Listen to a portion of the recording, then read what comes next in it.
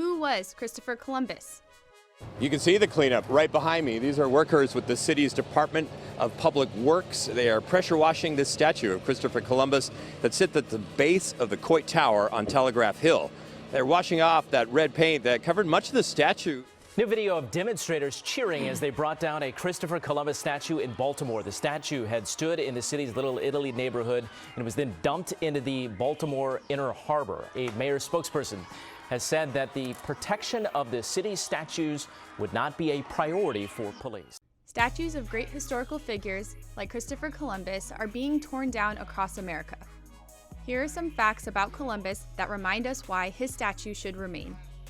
Like most educated people in 1492, Columbus knew the Earth was round, but badly miscalculated its size, estimating 2,400 miles between Spain and Asia, less than 1/4 the actual distance.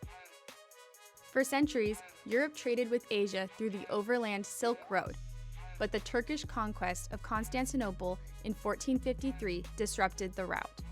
Columbus expected tons of gold from his easier ocean crossing, hoping to finance a new crusade to liberate Jerusalem. Columbus drifted among nationalities, marrying a Portuguese noblewoman, fathering a child with a Castilian mistress, seeking English sponsorship for his explorations before sailing for the Spanish queen. His native tongue?